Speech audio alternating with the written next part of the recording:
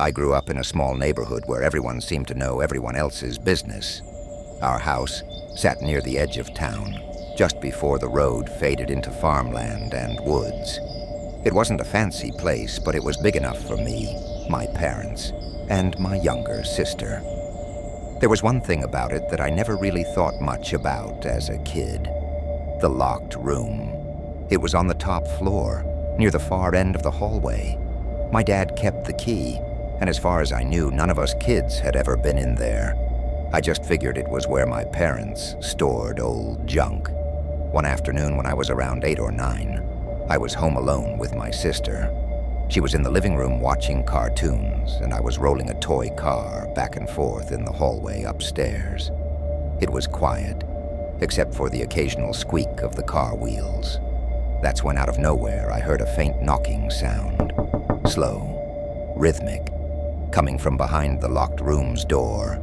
At first I thought maybe my dad was in there, but I remembered clearly that he'd left for work hours ago. I pressed my ear against the wood. The knocking stopped. Then there was this faint shuffle, like something dragging across the floor inside. I froze for a few seconds, heart beating faster than I liked to admit, and then I just bolted downstairs. When I told my mom later, she said it was probably just the pipes, and changed the subject. I didn't push it. I mean, what could I even try to argue about? A couple months later, something else happened. It was past midnight, and I woke up to the sound of slow, heavy footsteps in the hallway. Our floors creaked like crazy, so I could tell exactly where they were, right outside my bedroom door. I figured it was my dad heading to the bathroom, so I waited for the sound to move past. But it didn't. The steps stopped right outside. After a few seconds, I got curious and cracked the door open. The hallway was empty. Half scared, I checked my parents' room, and they were both asleep. The next morning, I asked if either of them had gotten up during the night. Both said no. That's when I started noticing little things. My toy cars ending up in different places from where I'd left them. Books on my desk turning up on the floor. At first I blamed my sister, but a few times it happened when she wasn't even home. My parents laughed it off as me forgetting where I put things. None of it scared me exactly. I was too stubborn to admit something weird might be going on. In fact, part of me wanted to prove the neighbors wrong, because by then I'd overheard enough talk to know people thought our place was haunted. Then came the day we moved. We'd been in that house for almost exactly 3 years when my dad announced we were relocating for better job opportunities. I didn't question it. I mean, as a kid, moving somewhere new just sounded fun. Whole new streets to explore and no boring packing work for me. It all felt like an adventure, so what could I say? Moving day was a blur of boxes, tape, and movers carrying furniture down the stairs. I noticed that my dad never told them to take anything from the locked room. He didn't even unlock it. Once the truck was loaded, my parents and sister got into the car.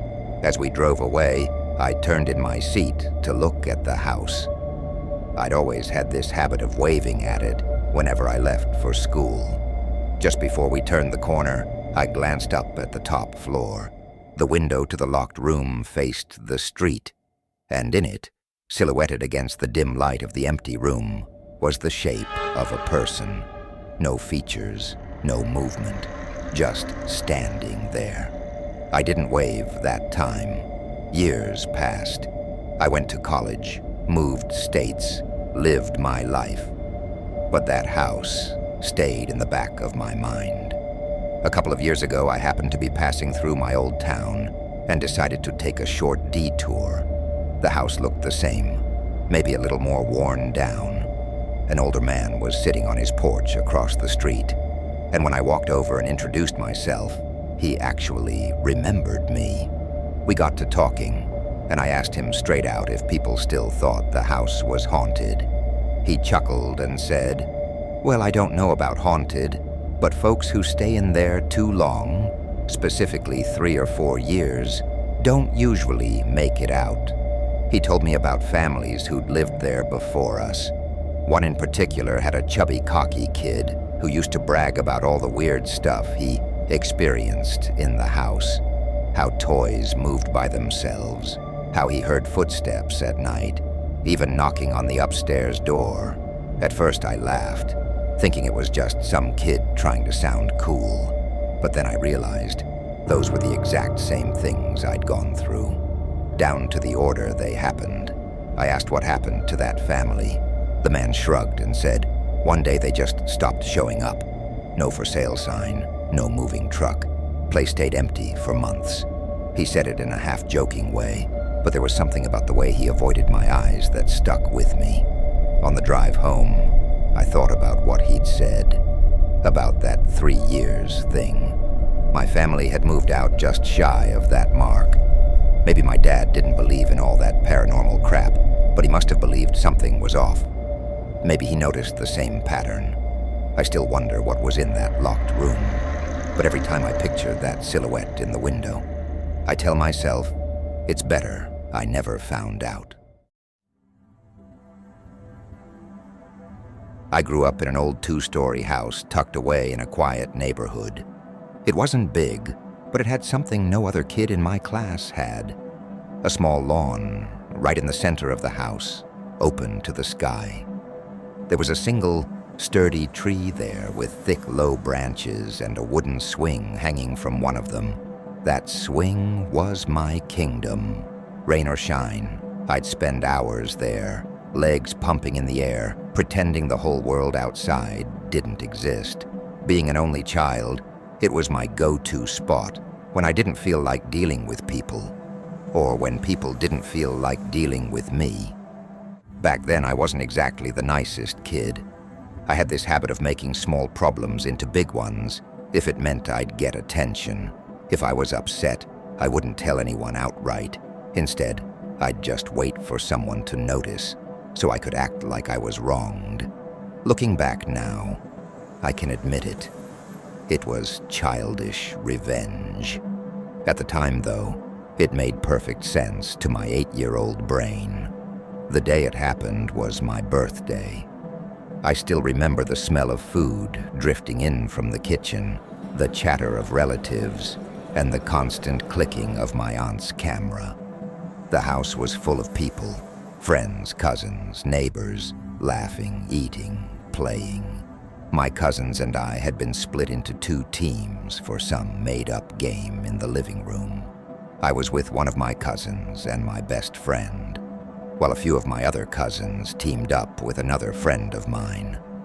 We were keeping score, and my team was losing badly.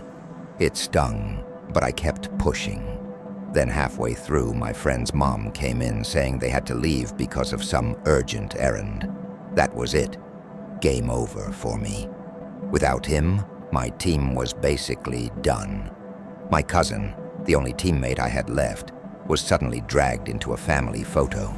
I remember thinking, why are they taking pictures without me? It's my birthday. But I didn't say it out loud. I just stood there, quietly annoyed. The other team was still hanging around, but we'd had a stupid argument earlier over the rules, and no one was in the mood to make up. I wasn't going to swallow my pride and talk to them. They weren't coming to talk to me either, especially since they had been winning before the game broke off. So, with nothing to do and no one to talk to, I wandered over to the glass door that looked out onto the little lawn. I could see the swing from there, the rope swaying just slightly in the still air. I didn't move closer. I just stood by the door, arms crossed, staring. Honestly, I wasn't even that interested in the swing at that moment. I was just hoping someone would notice me sulking and ask what was wrong, giving me the perfect chance to launch into my poor me act. But when I glanced over my shoulder, no one was paying attention. The adults were busy with the food, and the kids were too deep in their own games. Nobody cared. I sighed and looked back out at the lawn. That's when I noticed it. The swing moved. not the lazy kind of movement you get when the wind pushes it.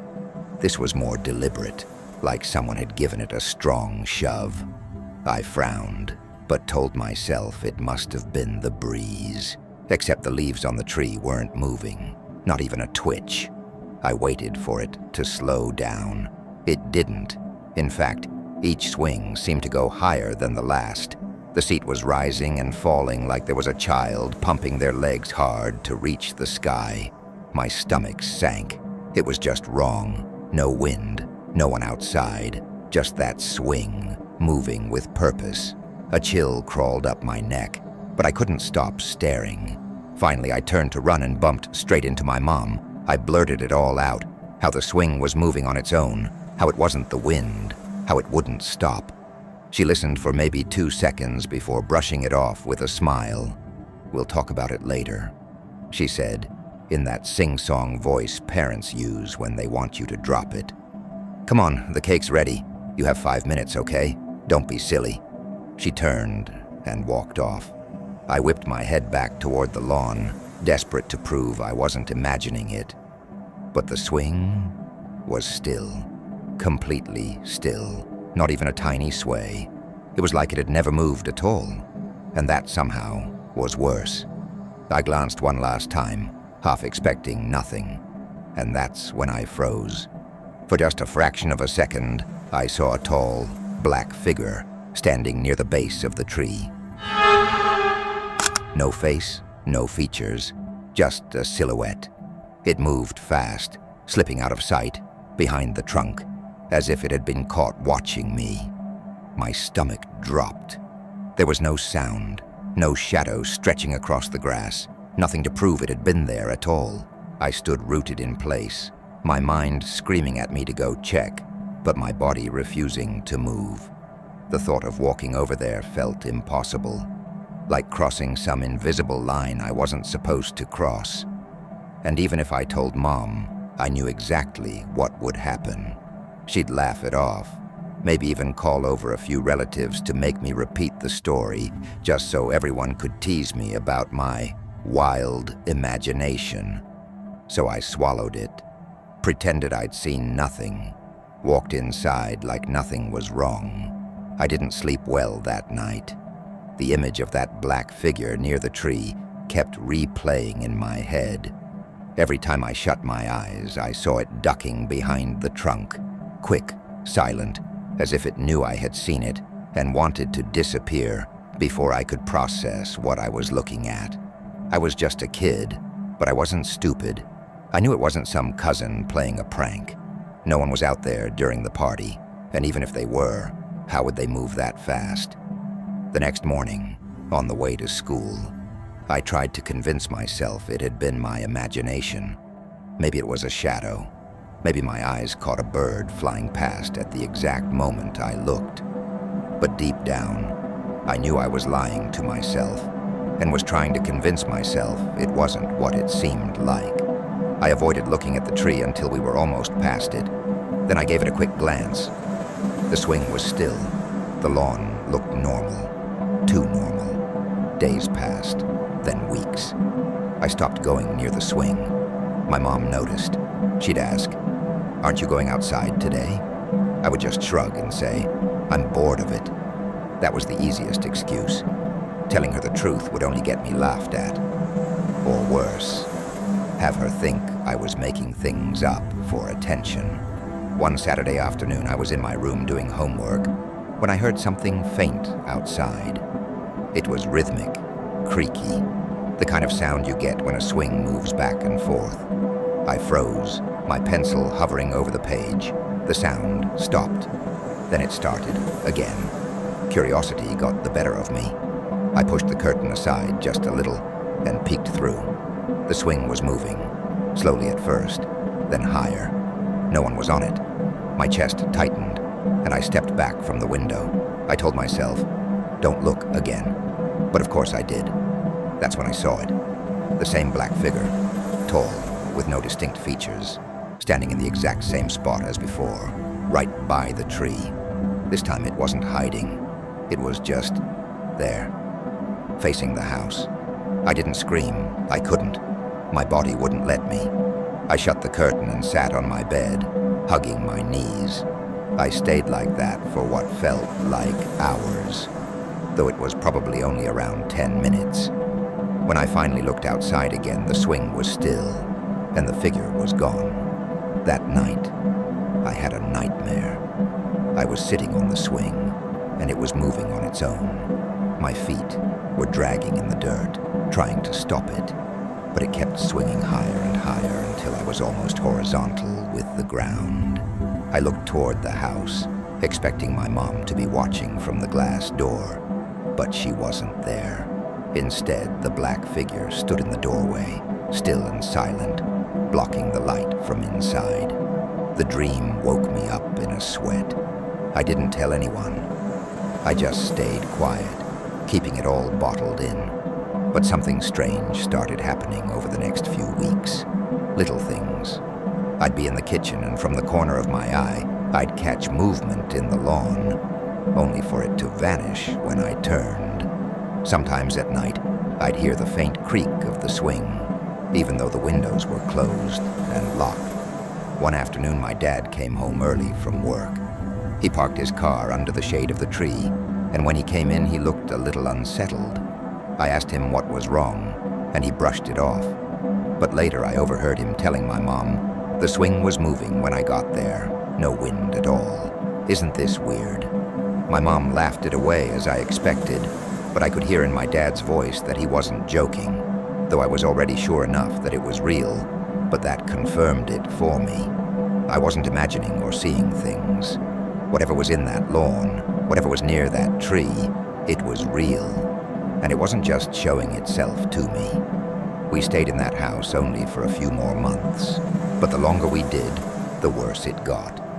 What started with a swing and a shadow began showing itself in ways none of us could explain, in ways I still don't like to put into words. Eventually, my parents decided we couldn't stay there any longer, and we left. But leaving the house maybe didn't mean leaving it behind.